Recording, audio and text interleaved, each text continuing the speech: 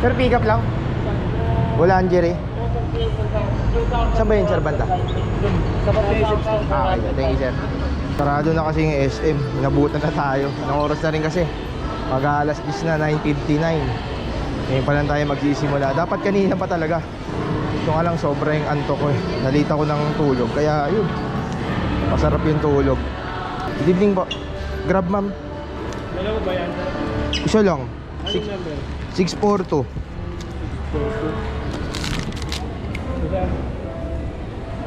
Ay, wait lang, sir. Kunin ko lang dyan. Magdalang kami sir. Magkano ganyan sir? Ito. Parang nasa 8,000 pa to eh. 8,000? Sa second hand. Kasi ganun lang yun. Oo. Matagal malobat? Opo, sir. GoPro to. Ah, GoPro ba? Yung mga talagang ginagamit ng nagbablog. Tayo, vlog-vlogan lang tayo. Ano? Konting tiyaga lang. Oo. Kompleto na, sir, no? May isa pa eh. Ah, baka ano na yun. Parating na rin. Umabol pa, ano? Oo, pasarap na nga kami. Kala ko wala na. Thank you, sir.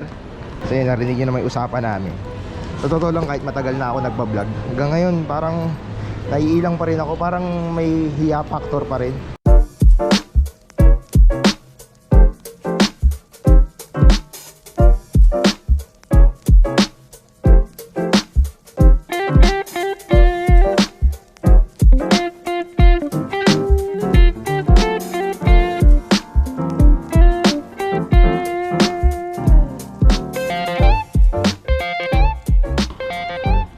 Sir, Discuss lang.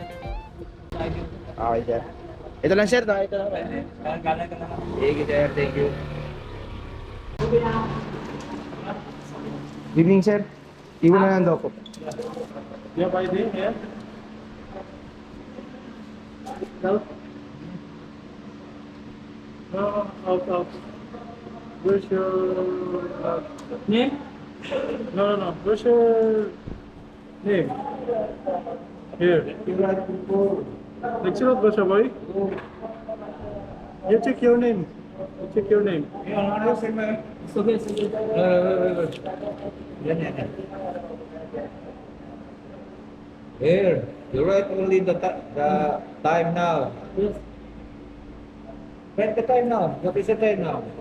11:14. Oh, you write only Yes. 11:14 there. Yes. You know what I mean? You write the time now. Write the time. Here. Time. 11:14. 1. You write 1. 1 again. Then 4. That's the time now. 4. Write 4. Here. 4. 4. This one. 4. That's the time now. 1. Oh, it's okay. Alright. Yung iba kasi hindi marunong mag-English talaga eh, no? Dapat kasi yan. Oo, dapat yan isa sa mga requirements ng Pilipinas na marunong Oo, mag-English. kasi tayo pag nag-abroad, kailangan natin mag-aral muna eh. Bago makatungtong sa lugar nila. Dapat yun. Interviewin mo kaya ng interview ng English. Kasi universal language ang English eh. Maluwag sila dito eh. Wala, pera eh.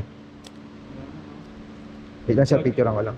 Ayoko sana ma-misunderstood ninyo na baka racist tayo. Totoo naman na maraming dayuhan dito sa ating bansa na nagtatrabaho at naninirahan na hindi marunong mag-English. Hindi na nga rin natin sila masyado nire-require na alamin yung sarili nating wika eh. Natulad na ini-implement nila sa kanilang mga bansa. Kaya sana man lang maipatupad ng ating gobyerno na kahit papano basic requirement marunong talaga mag-English. Ang mahirap pa nga minsan dayuhan na lang parang sarili pa nila tong bansa natin.